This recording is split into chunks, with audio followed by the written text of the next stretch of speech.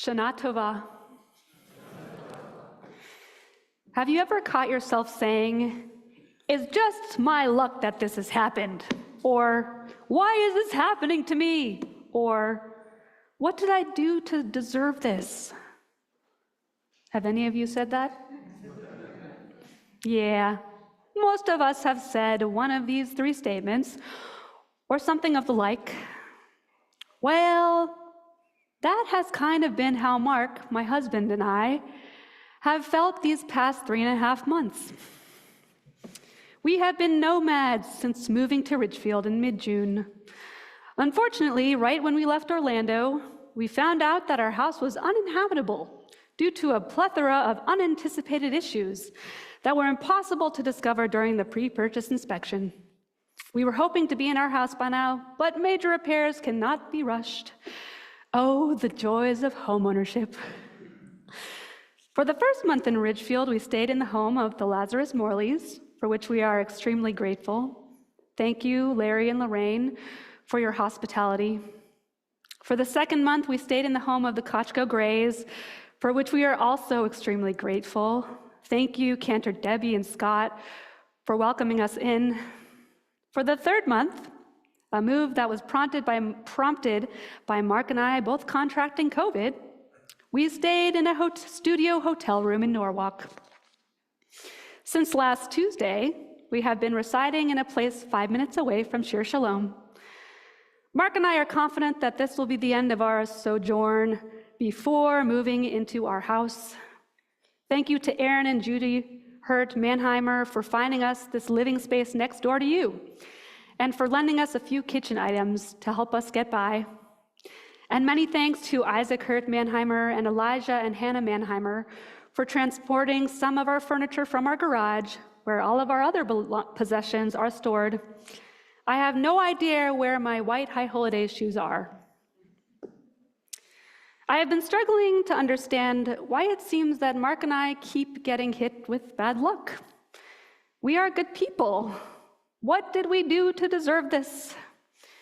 In search of an answer, I decided to read Rabbi Harold S. Kushner's book, When Bad Things Happen to Good People. One of the topics that he covers is our tendency to blame ourselves when things go wrong in our lives. We search for reasons, but when we fail to find any, we often feel that we have transgressed in some way, are to blame, or are being punished by God.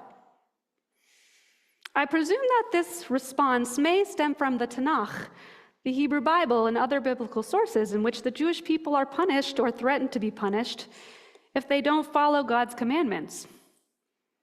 Perhaps acts of God in the Tanakh were illustrated in an overly dramatized fashion, suitable for biblical times.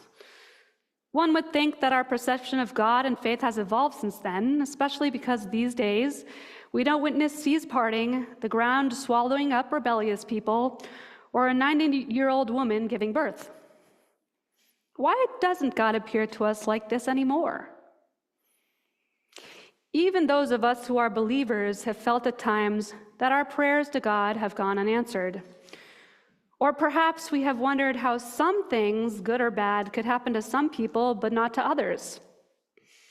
These cases of what we might term as divine neglect or unfair outcomes can provoke the questioning of God's motives and ultimately of God's existence.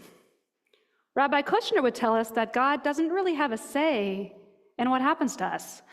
Most of the time, God is not actually part of the equation. Rabbi Kushner believes that most of the bad things that we experience are due to laws of nature, our own choices, or randomness. God may have created the world, but God does not control its day-to-day occurrences, including who shall live and who shall die. Rabbi Kushner himself lost a child, which led to the writing of this book. Furthermore, God does not regulate our impulses or the decisions that we make. As humans, we have free will and a moral compass, qualities that distinguish us from all other living beings on earth. It is because we have a moral compass that we try to find meaning in life, and why we sometimes encounter psychological obstacles when the unexpected, unexplainable arrives at our doorstep. Rabbi Kushner poses the questions, can you accept the idea that some things happen for no reason? That there is randomness in the universe? Why must everything happen for a specific reason? I don't think that there's anyone here tonight who hasn't heard or used the phrase, everything happens for a reason. These 5 words ground us, or can ground us. They can give us hope that whatever we are going through has purpose.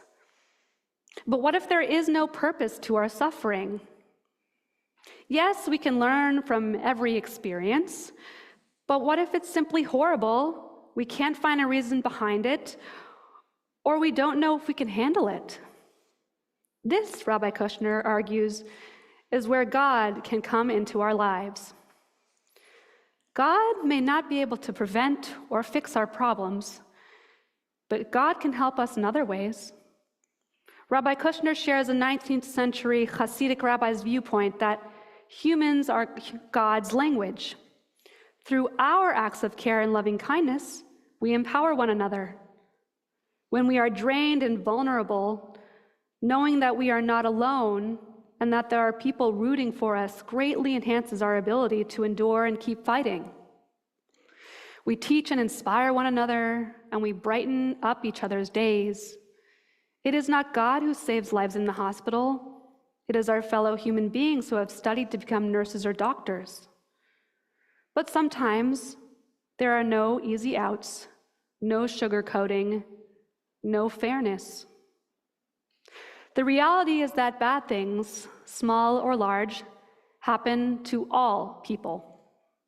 That is why Rabbi Kushner entitled his book, When Bad Things Happen to Good People, rather than Why Bad Things Happen to Good People. Maybe the best way to frame it is by determining that there is a purpose to our suffering, such as realizing how strong we can be. I myself learned that I am more adaptable and resilient to adversity than I thought I was within the last 14 weeks. What Rabbi Kushner emphasizes in multiple places in his book, though, is knowing what resources and people you have available to you when you determine that you need help.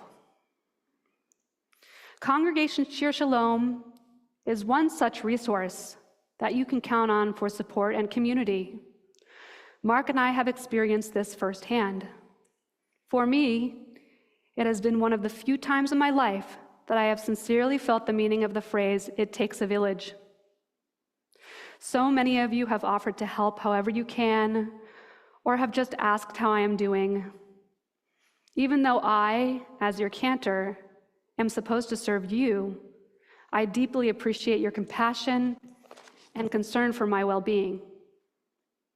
Rabbi Reiner, I am filled with gratitude for your guidance and partnership and for the opportunity to give this sermon tonight. I have never been asked to do so on the high holidays before. I want to conclude by addressing one of the reasons that we are all here tonight, and that is to acknowledge that we are not perfect. We make mistakes. We cannot deny that life is messy and unfair, sometimes because of the decisions that we make, and other times for no apparent reason.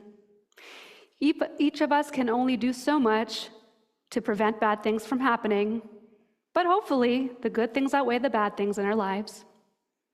During these next 10 days, let us remind ourselves that we cannot control everything.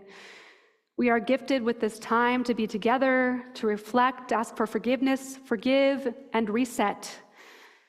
Now is the time to let go of whatever anger you're feeling toward an individual or toward God. Now is the time to take a breath and to seek out the resources that you need to release yourself from guilt or pain that perhaps stem from actions that were actually never your fault. May the new year 5875 be a year of self-forgiveness, inner peace, and peace in Israel and in the world. Shana Tova.